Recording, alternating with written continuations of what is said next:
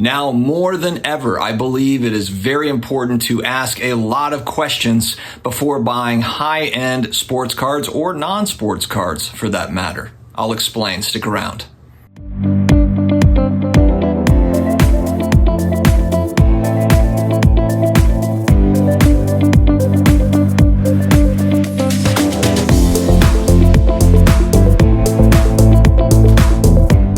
Hello to all my sports card collectors, investors, all of my collectibles friends. How are we doing? We are here for another video. I hope that everyone is doing amazingly well. The weather is starting to warm up. For me, the weekend has been a lot of grilling and pool action. If you watch my channel, you know I've got to do the hot tub thing. We are putting the hot tub away for summer. What?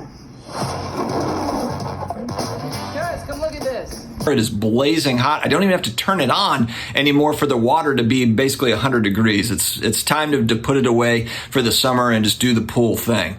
If you're new here, please hit that subscribe button down below, notifications, like if you like what you hear. It helps us to get the word out. We appreciate all your help. Also, don't forget to connect with me on IG at SportsCardDad, and I'm also on the Twitter machine, the SportsCardDad.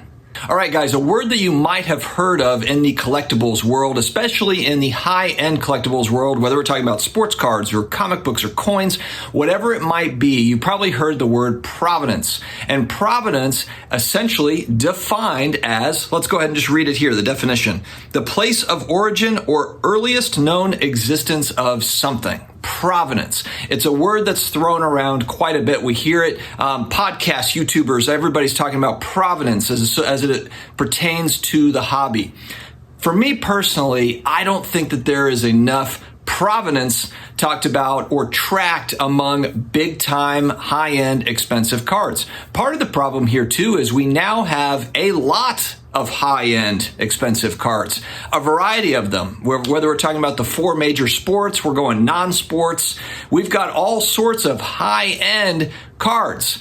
And based on this fact, I think that provenance, the actual stories behind a card, I think it's more important than ever before because you've got these massive auctions that are going off. I mean, we just saw, a $250,000 card for Josh Allen, and what's happening too with a lot of these ultra modern cards is we are able to see where they came from because a lot of times it's a massive hit that was in a break by Leighton or Blez or one of the big breakers out there, Mojo. And so you've seen it, you saw it get opened, on YouTube. And so it then goes out to the owner and it's out there. And so, but the one thing that I think it would be great to have is some sort of a database, some sort of place where a lot of this stuff is tracked. And I think that a lot of, the grading companies would be great for this or a big company that's already in the space that's looking kind of like new project that could really help the hobby. Authenticity and security on cards and slabs has never been more important. There's never been more money in the market than there has now.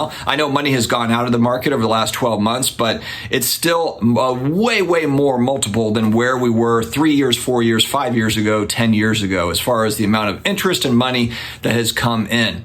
But provenance. So I would like to know, what is the history of this particular card?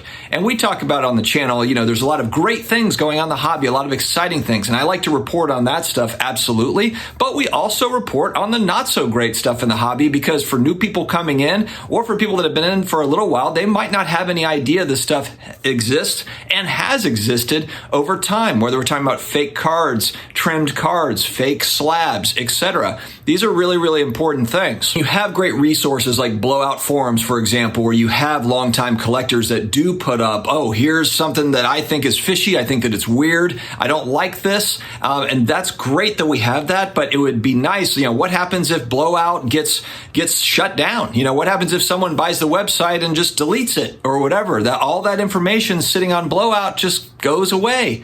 And so it would be nice to have some sort of a master database, a master list, and just have an idea of where, especially the high-end stuff. I feel like that's a great place to start.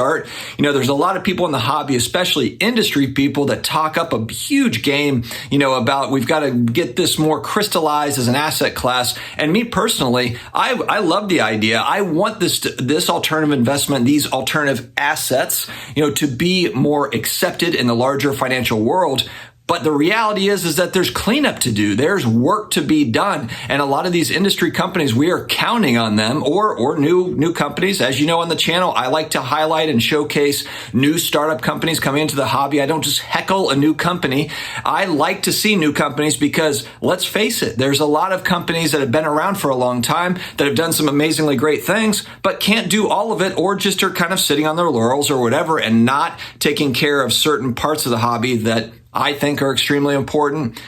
Authenticity, security is massive. Is the card real? Is the slab real, etc.? What's the history of this card?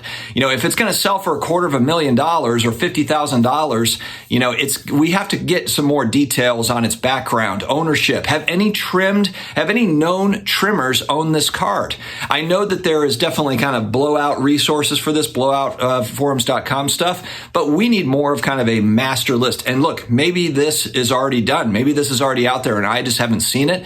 But I want to have more transparency, because with collectibles, it's no different than the art world. And you hear about it.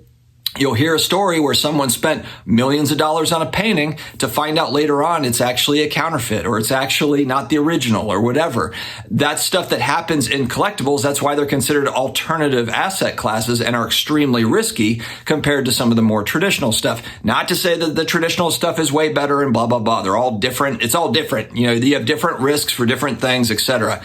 But the point is that collectibles, there's a massive, massive risk when you're putting millions of dollars or $250,000, or for me, I would consider a $25,000, $50,000. To me, that's a high-end card. And for me, a great example of this particular card that I was just thinking of while talking, 81 Topps Joe Montana PSA 10, or a Walter Payton, I think 75 Topps, 75, 76 Topps, Walter Payton rookie card in a PSA 10.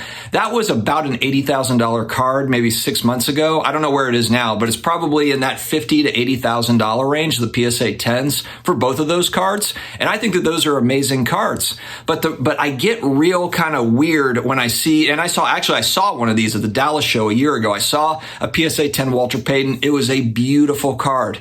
Where my head goes, though, and maybe it's just the skeptic in me, and I'm always kind of just nervous, not that I had the money to buy it, but that would be a card that's on my radar as a card of interest, but then also the scarcity attached to a PSA 10. But the thought is man, is that too good? Is it too nice? Is that a trim card? Hell, we had Trey Lance. They're 1-year-old cards, Trey Lance autos sitting in PSA 10 holders that were trimmed. And I'm not going to sit here and pretend like it's easy to figure this out. I think it's extremely difficult for these grading companies. But the reality is this is a real thing. I would almost rather have soft corners on a PSA 4 of these cards.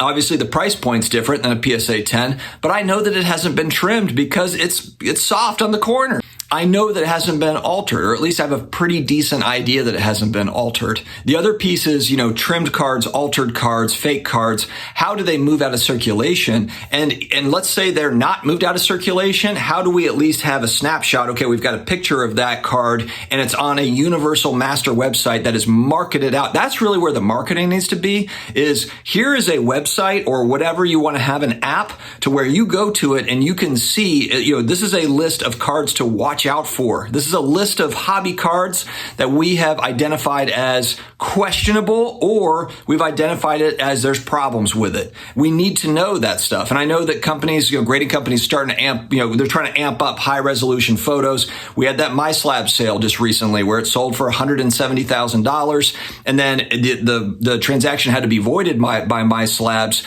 because there was some problem. There was a discrepancy with the PSA cert number. They caught it. So great, they caught it.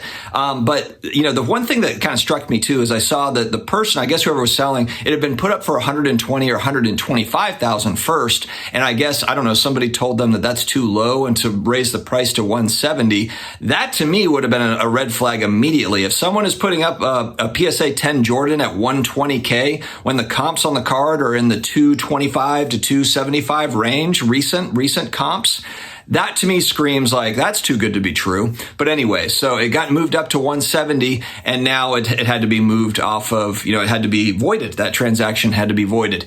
Great catch. But how do we have, now that needs to go to the master database that everyone accesses. And it would be great for one of these companies, an industry company, maybe that already exists, to have something like this. I think that it would be a great thing to market. There's a lot of money spent on marketing, whether it be auction houses or whatever it is. We're trying to make sales, and I get it. We're in business to make sales. It would just be great to see and highlight kind of, hey, these are also cards that we've pulled up. We've made these great sales and some amazing, authentic, great cards, but we've also caught these BS cards over here. I think that the hobby would love that. I think if I'm a customer of any of these sort of industry companies, whether it be auction house or sales site or whatever, I'd be appreciative. I'd be like, okay, these guys, yes, they need to make money. They're marketing these cards and they need to make money on the auction. They need to make their fees. Great.